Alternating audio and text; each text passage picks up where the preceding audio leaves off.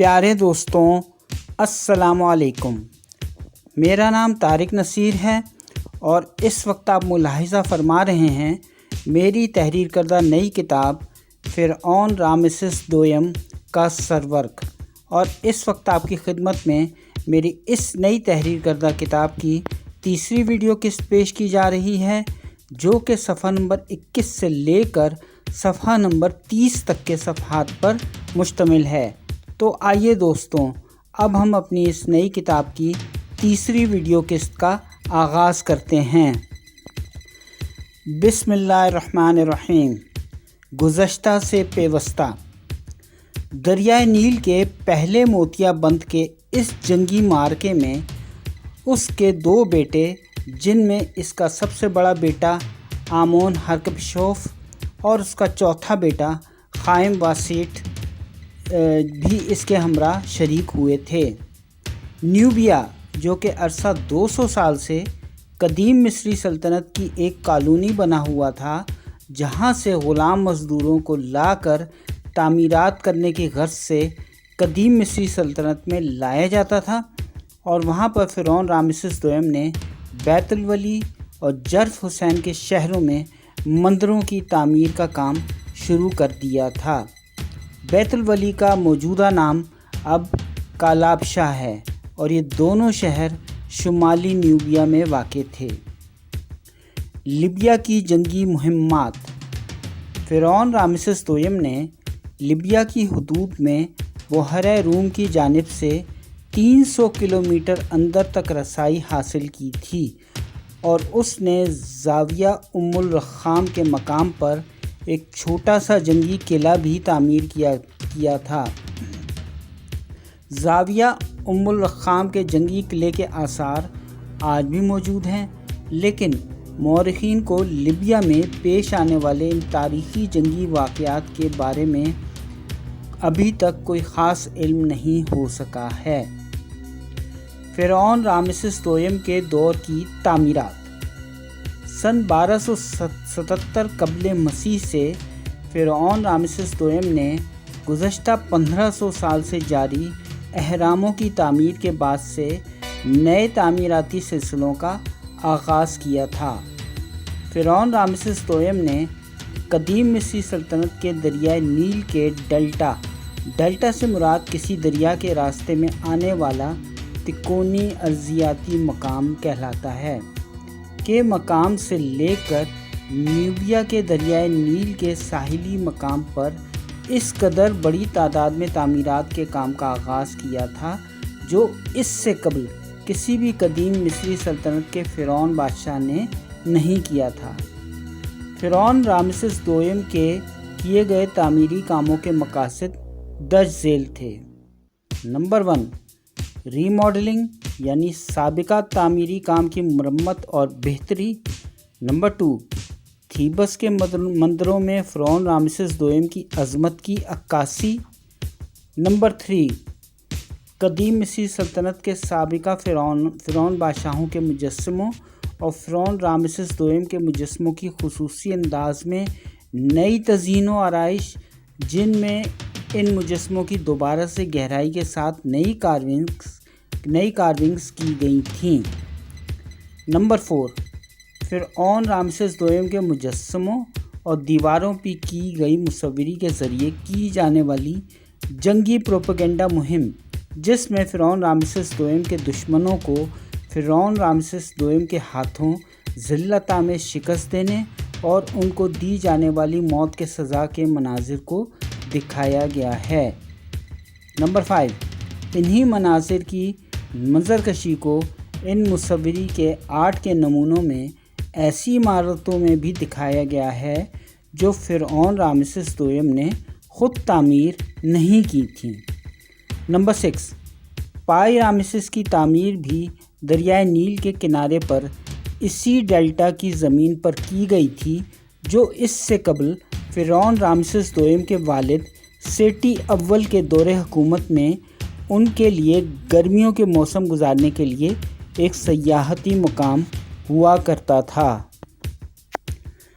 Number 7، فرعون Ramses دوئم نے اکویاتی کے مقام پر سونے کی کان کنی کے کام کا آغاز کیا تھا۔ اکویاتی کا موجودہ نام وادی الالکی ہے۔ نمبر 8، فرعون رامسس دوم کے اس دور کی اہم ترین تعمیرات میں پائی رامسس کا شہر، جسے دریائے نیل کے ڈیلٹا پر تعمیر کیا گیا تھا، ابو سمبل کا مندر اور مقبرہ، اور رامسس دوم اور مغربی تھیبس میں واقع مورچری مندر کا مردہ خانہ بھی شامل ہیں، جن کی مکمل تفصیل درج ذیل ہے۔ پائی رامسس کی تعمیر۔ فرعون رامسس دوم نے قدیم مصری سلطنت کے دارالحکومت تھیبس وادی نیل کے مشرقی ڈیلٹا کے کنارے کی طرف ایک نئے تعمیر کردہ شہر میں منتقل کر دیا تھا، جس کا نام پائی رامسس تھا۔ فرعون رامسس دوم اس مقصد کے بارے میں مورخین کو کچھ علم نہیں کہ اس نے ایسا کیوں کیا تھا۔ البتہ مورخین کا خیال یہ ہے کہ اس نے ایسا اس لیے کیا ہوگا کہ وہ شاید کنعان اور شام کے زیادہ قریب رہ سکے۔ پائی رامسس میں بڑے بڑے مندروں اور ایک بڑے شاہی محل کی تعمیر بھی کی گئی تھی، جس میں ایک بڑا چڑیا گھر بھی شامل تھا۔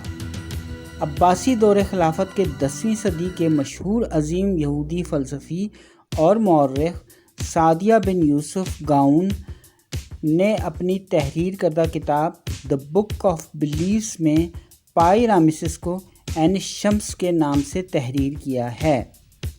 رامیسیم کی تعمیر۔ رامیسیم مندروں کا ایک ایسا کمپلیکس تھا جسے فرعون رامسس دوم نے 3 چھوٹے گاؤں پر مشتمل کرنا کے قریبی مقام اور صحرائے صحارا کے درمیان تعمیر کیا تھا۔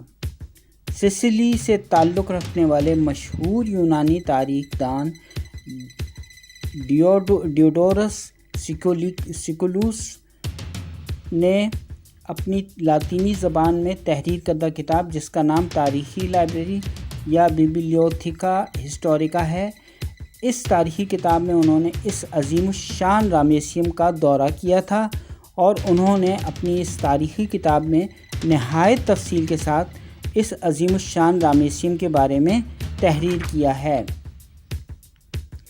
رامیسیم کی عمارت اب منہدم ہو چکی ہے، البتہ مصری ماہرین آثار قدیمہ نے مندروں کے اس عظیم الشان کمپلیکس کے آثار دریافت کر لیے ہیں۔ ابو سمبل کے مندر اور مقبرے کی تعمیر۔ سن 1255 قبل مسیح میں فرعون رامسس دوم اور اس کی ملکہ فرائنا نیفرٹاری میرٹ موٹ نے نیوبیا میں دریائے نیل کے کنارے پر ایک نو تعمیر کردہ ابو سمبل کے مندر اور مقبرے کا افتتاح کرنے کی غرض سے سفر کیا تھا اور اس سائٹ کا دورہ کیا تھا۔ ملکہ فرائنا نیفرٹاری میرٹ موٹ کے والد کا نام فرعون آمن ہوٹپ سویم تھا اور ان کی والدہ کا نام ملکہ فرائنا ٹیا تھا۔ دلچسپ بات یہ ہے کہ ابو سمبل کا یہ مقبرہ فرعون رامسس دوم نے اپنی پیاری بیوی اور ملکہ فرائنا نیفرٹاری میرٹ موٹ کی تدفین کے لیے ہی تعمیر کروایا تھا، جن کا انتقال اسی سال سن 1255 قبل مسیح میں ہی ہو گیا تھا۔ سن 1813 میں مشہور سوئس مستشرق، جغرافیہ دان اور سیاح جوہان لڈوگ برکہارٹ نے ابو سمبل کا یہ مقبرہ دریافت کیا تھا۔ 4 اگست سن 1817 کو شمالی اٹلی کے شہر وینیٹو کی میونسپلٹی پاڈوا سے تعلق رکھنے والے مشہور اطالوی آرکیالوجسٹ جیوانی بٹیسٹا بیلزونی نے اس نئے دریافت کردہ مقبرے میں داخل ہونے والے پہلے انسان تھے۔ ماہرین آثار قدیمہ کی فرعون رامسس دوم کے دور کی دیگر دریافتیں۔ سن 1955 میں مصر کے شہر میمفس سے فرعون رامسس دوم کا ایک 3200 سال قدیم ایک دیو ہیکل مجسمہ 6 ٹوٹے ہوئے ٹکڑوں کی صورت میں دریافت ہوا تھا، جس کا کل وزن 83 ٹن تھا۔ سن 1955 ہی میں فرعون رامسس دوم کے اس عظیم الشان مجسمے کو درکار اور ضروری مرمت کرنے کے بعد مصر کے دارالحکومت شہر قاہرہ کے رامسس اسکوائر میں لا کر نصب کر دیا گیا تھا، لیکن اگست 2006 میں اس عظیم الشان مجسمے کو قاہرہ شہر میں چلنے والی گاڑیوں کے دھوئیں سے متاثر ہونے کے باعث اس عظیم الشان مجسمے کو قاہرہ کے گرینڈ ایجپشن میوزیم میں لا کر منتقل کر دیا گیا تھا۔ سن 2018 میں ماہرین آثار قدیمہ نے مصر کے شہر قاہرہ کے مطاریہ کے محلے کے ایک بوت سے ایک ایسی کرسی کی باقیات دریافت کی تھی جو کہ قرین ترین قیاس کے مطابق فرعون رامسس دوئم کے زیر استعمال رہی تھی۔ ماہرین آثار قدیمہ نے کھدائی کے اس کامیاب مشن کے دوران مطاریہ کے اسی مقام سے فرعون رامسس دوئم کے دور کے اسکارپس، تعویذ اور قدیم مصری ہیروگلفک زبان میں تحریر کردہ متن کے ساتھ بلاکس اور مٹی کے برتنوں کا ایک مجموعہ بھی دریافت کیا تھا۔ دسمبر سن 2019 میں ماہرین آثار قدیمہ نے گیزا کے اہراموں کے نزدیک ایک گاؤں جس کا نام مٹ راہینہ ہے سے فرعون رامسس دوئم کے ایک سرخ گرینائٹ کے پتھر سے بنے ہوئے ایک مجسمے کا سر بھی دریافت کیا تھا جو انہیں کھدائی کے دوران وہاں سے ملا تھا۔ ستمبر سن 2024 میں ماہرین آثار قدیمہ کو دریائے نیل کے کنارے پر واقع ایک قدیم قلعے کے آثار میں سے ایک ایسی تلوار بھی دریافت کی تھی جس پر فرعون رامسس دوئم کے دستخط بھی موجود تھے۔ فرعون رامسس دوئم کی موت اور اس کی تدفین۔ 3 صدی عیسوی قبل مسیح کے مشہور یونانی مصری علوم کے ماہر، عالم اور اسکالر مانیتھو، جو کہ 3 صدی قبل مسیح کے ہیلسینک دور کے دوران بطلیسیہ سلطنت میں جنوبی مصر کے شہر سیبنٹوس میں پیدا ہوئے تھے۔ مانیتھو کے بارے میں یہ خیال کیا جاتا ہے کہ وہ ایک مصری مبلغ تھے۔ مانیتھو کے مطابق فرعون رامسس دوئم نے مصر کی قدیم سلطنت پر 66 سال اور 2 مہینے حکومت کی تھی، جو کہ قدیم مصری سلطنت پر کسی بھی فرعون بادشاہ کے حکومت کرنے کا طویل ترین عرصہ ہے۔ موت کے وقت فرعون رامسس دوئم کی عمر 90 برس کی تھی۔ فرعون رامسس دوئم اپنی موت سے قبل دانتوں کی شدید تکلیف میں مبتلا رہتا تھا اور اسے دانتوں کی کئی بیماریاں لاحق تھیں۔ اس کے علاوہ اسے ہڈیوں کے جوڑوں کے درد اور شریانوں کے سخت ہونے کے عارضے میں رہنے کی بھی تکلیف لاحق تھی۔ فرعون رامسس دوئم نے اپنی موت کے وقت اپنے لواحقین میں کئی بیویاں اور کئی بچے چھوڑے تھے۔ حضرت موسیٰ علیہ السلام اور فرعون رامسس دوئم۔ قرآن و حدیث کے مطابق فرعون سیٹی اول کی ایک بیوی جن کا نام فرعونہ ملکہ آسیہ بنت مزاحم تھا، انہوں نے دریائے نیل میں غسل کے دوران فرعون کے شاہی محل کی طرف بہہ کر آنے والی ایک ٹوکری میں ایک بچے کو زندہ حالت میں بہتے ہوئے دیکھا تھا۔ جاری ہے۔